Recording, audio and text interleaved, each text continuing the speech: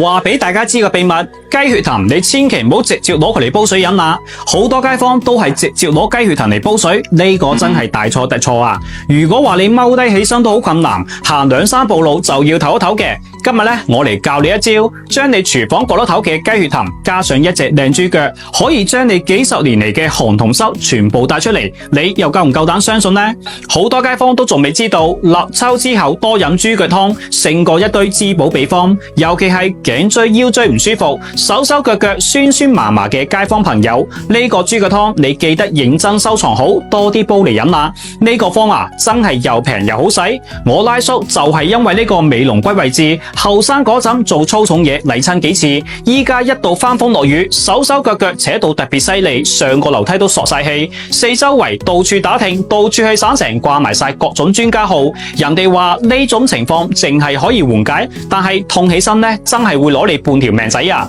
呢種情況持續咗好多年，後邊我哋村嘅一位老先生同我拉叔分享咗一個老方法，就係用豬腳搭配埋呢4種食材一齊煲湯飲，細都估唔到飲咗幾次之後，我拉叔成個人都醒神晒，手手腳腳翻晒嚟，依家每個禮拜都要同班老友記爬下白雲山，游下丹水坑咁，成個人睇起身都零舍唔同啊！今日咧我最後一次無償咁將呢個方法免費咁分享俾大家，記得點個唔使錢嘅小紅心收藏起嚟，唔小心劃走咗就真係再都搵唔翻啦。方法其實好簡單，首先去街市買隻靚豬腳翻嚟，跟住準備好呢4種食材。第一個雞血藤，佢可以通經絡活氣血；第二個海風藤，有咗佢輕鬆同風咩濕講拜拜；第三個桂枝，佢可以消下腫止下痛；第4個生甘草，好似佢條名咁，生甘活絡最拿手。呢一個係傳承咗1000年嘅方子，我哋老祖宗稱之為三氹湯。我哋傳統文化認為通則不通，好似鎖住道門咁，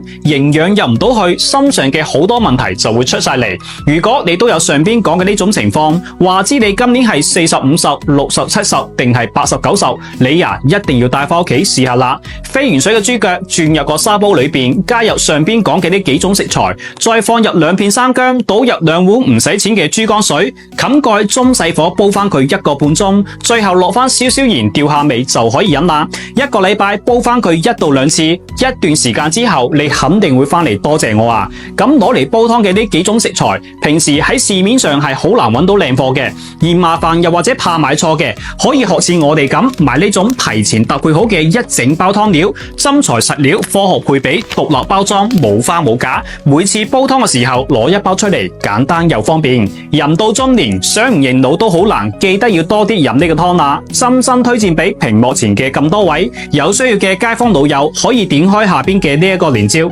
趁住廠家仲有活動，嗱臨帶翻屋企試下啦！